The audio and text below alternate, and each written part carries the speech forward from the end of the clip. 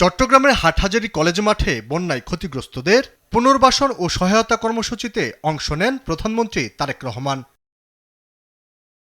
কর্মসূচিতে প্রধানমন্ত্রী বলেন, দেশে বিশৃঙ্খলা ও বিভ্রান্ত সৃষ্টিকারী গুপ্তবাহিনীদের বিরুদ্ধে ব্যবস্থা নেয়ার জন্য দেশবাসীকে এখনই সিদ্ধান্ত নিতে হবে। দেশকে উন্নত করতে এবং এগিয়ে নিতে সবসময় বিএনপি সরকার কাজ করেছে।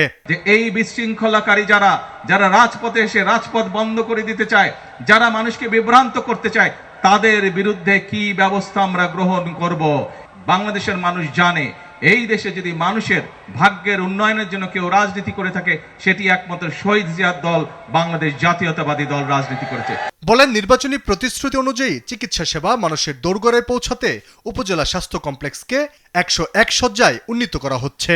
সিদ্ধান্ত করেছি বাংলাদেশের 503টা যে উপজেলা আছে, প্রত্যেকটি উপজেলার স্বাস্থ্য হসপিটাল যে আছে, সেই হসপিটালকে আমরা 101-50 থেকে আমরা 101 বেডে রূপান্তরিত করব। প্রায় 1,20,00,000 শিশু সারা বাংলাদেশের প্রাইমারি স্কুলের আমরা সিদ্ধান্ত গ্রহণ করেছি, এদেরকে আমরা বিনামূল্যে সরকারের পক্ষ থেকে ক্লাস 1 থেকে 5 পর্যন্ত আমরা তাদেরকে পোশাক ব্যবস্থা করে দেব।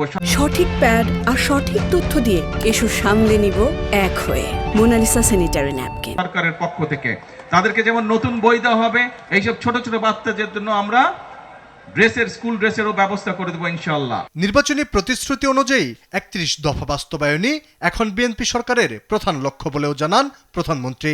জনগণ যেহেতু বিএনপির 31 দফাকে রায় দিয়েছে, সেই 31 দফার বাস্তবায়ন করাই হচ্ছে এখন আমাদের মূল পবিত্র দায়িত্ব। এর আগে হাটহাজারী মাদ্রাসায় যান সরকার প্রধান। সেখানে হেফাজত ইসলামের প্রয়াত আমির আল্লামা শাহ আহমদ শফির কবর জিয়ারত করেন তিনি।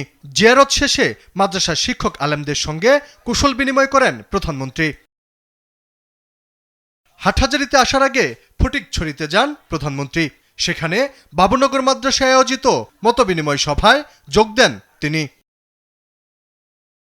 আলী আক্কাস, আকাশ, দেশ টিভি, ঢাকা।